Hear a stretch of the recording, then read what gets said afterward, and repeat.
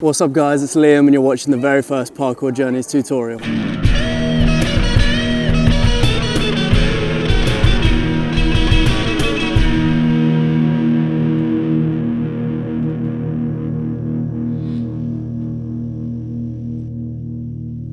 Okay guys, so by the end of this video, by the end of these 5 tips, you're going to know exactly what you need to know to get the most out of your GoPro.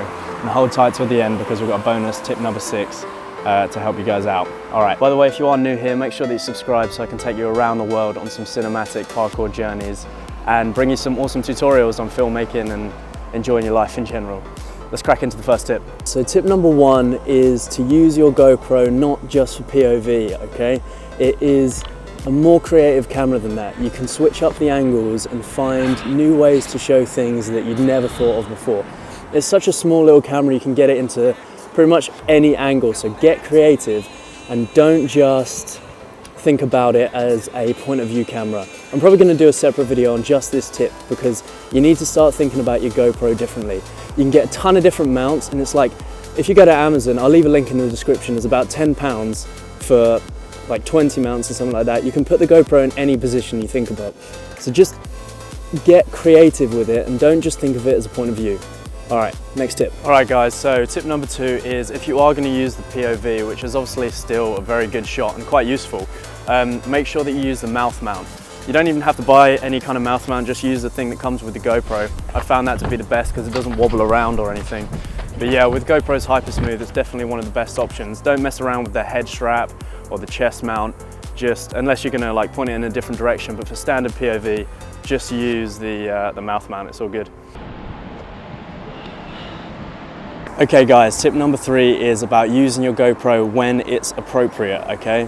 So your GoPro is not your main shooter, it's not for your cinematic B-roll, it's for getting amazing, unforeseen action shots and telling a story through a point of view. Don't be lazy, get your main camera out if it's a shot you can get with your main camera because it'll be way more worth it. But use your GoPro to get angles that no one's ever seen before, or get angles like from your point of view that you wouldn't be able to use your main shooter for. If you go over and check out my Santorini video after this one, you'll see we used it to show how we got the bags down off the roof and how we climbed this giant clock tower. It's about using it when you can't use your main camera, okay?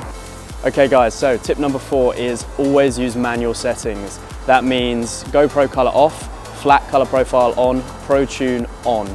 ISO I usually set to minimum 100, maximum 200. Any more than that and you're going to get some serious noise. And I usually shoot 4K 60 because for me I prefer the higher quality rather than the wider view.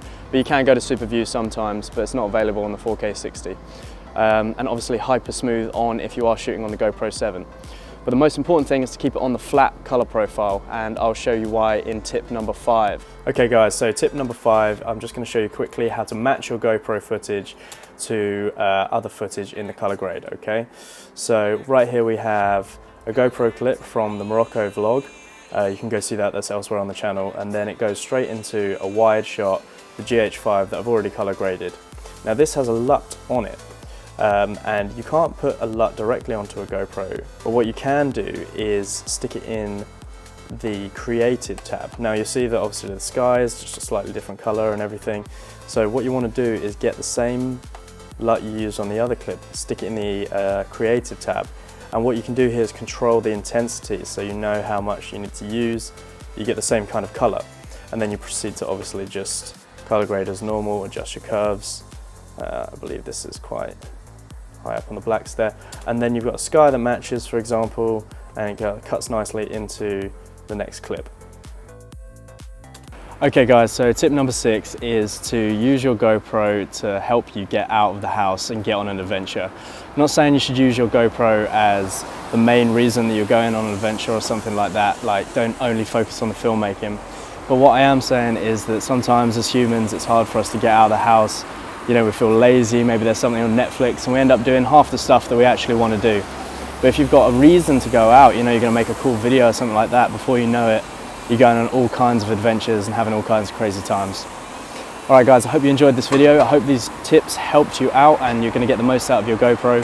Please make sure you subscribe, and I will be taking you around the world on some cinematic parkour journeys and bringing you some amazing tutorials.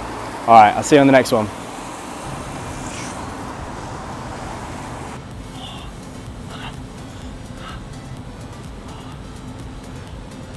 Point of view camera, all right? All right, next tip. Oh, fuck.